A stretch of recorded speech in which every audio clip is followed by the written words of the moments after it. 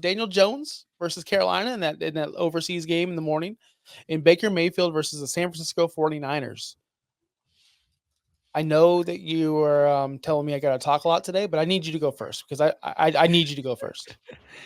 Baker Mayfield has been killing it since week 4. Last week was actually his worst week with 18 points against the Kansas City Chiefs.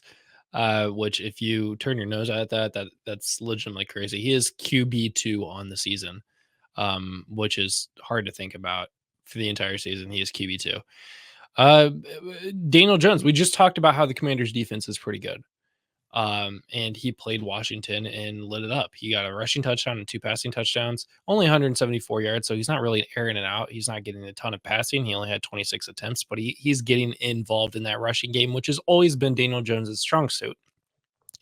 If we go back and look at 2022, this is where he had a ton of rushing upside, and that's why he was QB9 that year. Sitting at QB19 right.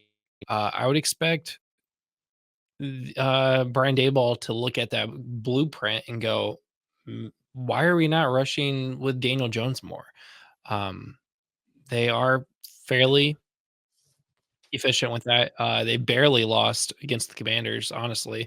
So coming off of his strongest game, going up against Carolina, this is a juicy matchup. Mind you, it is in Germany, so that could change things. But Daniel Jones has definitely turned it around. However, can you really go against a guy who has no wide receivers and is still getting the job done? Oh QB, yeah, like, it's crazy.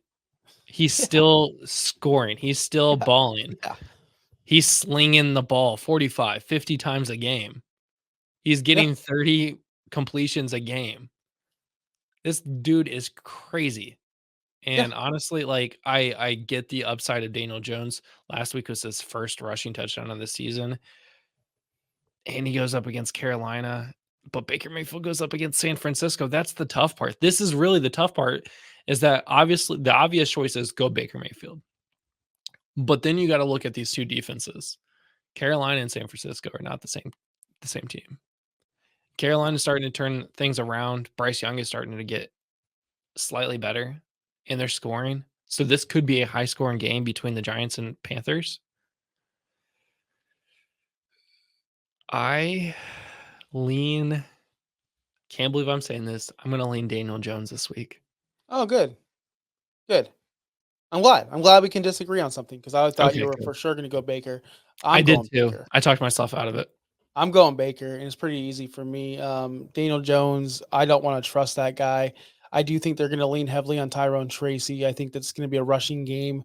I believe, Carolina, like I said, they're really bad at against the run. So why would they even focus on Daniel Jones and to make him throw the ball 40, 30 times a game when you already have the blueprint on how to beat Carolina? Run the ball down their throats. It's fine. On the flip side, Baker Mayfield, you already brought up the stats. He's amazing, right? He has 325 passing yards in 3 out of the last 4 games. He's been without Chris Godwin and Mike Evans for 2 games now. But don't worry, he makes it work with Sterling Shepard. He makes it work with Kate Otten. Kate Otten, by the way, is the tight end 3. If you guys haven't realized that, he is literally the tight. So I expect all you guys who drafted Sam Laporta in the 3rd round, Otten better be a top 3 pick next year in the 3rd round. He better be because that's what you guys do. So I'm just saying, Kate Otten's a freaking beast. By the way, I don't know where this came from. Good for him. Baker Mayfield has a passing touchdown in every single game this season. And you bring up the defense. Kansas City has a stout defense against the pass. But guess what? Baker Mayfield still made it work with Sterling Shepard. Sterling Shepard, right? He's making circus catches out there in the 4th down. It's ridiculous. So I do believe in Baker Mayfield. I do believe it's going to be a shootout, whereas the Carolina Germany game could be easily the Carolina Germany game. Carolina Giants game in Germany can easily be a boring slush fest of just run 3 and out, run 3 and out, run. It could be a low scoring event. I believe the Buccaneers have one of the best offenses in the entire league, which they do. And in San Francisco, if they're getting CMC back, Kittle's full healthy, there, they're going to put up points too. This could be a barn burner. And what do I want?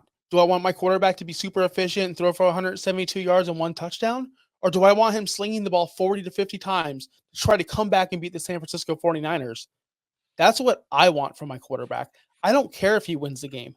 I don't care if if the Bucks will win 16-6. I want them to lose 38-28 and Baker throws for 3 touchdowns. And that's could possibly happen. So that's why I'm going Baker Mayfield for the straight up upside because he's a baller. And guys, he doesn't have the greatest rushing upside, but he can get you 20 yards rushing. He does it once or twice a game. Baker Mayfield, to me, is a baller. Our most popular video of all time is me telling you that Baker Mayfield's a bum. But guess what? Guess what? I've turned my life around, and so is Baker. Baker's a baller, guys.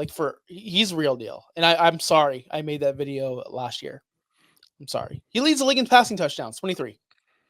What else do you want from Baker Mayfield? If this was CJ Stroud last year, would you be like, oh, we got to bench CJ Stroud because Daniel? No, you would be saying, let's roll with the best quarterback in the league right now, or at least for fantasy.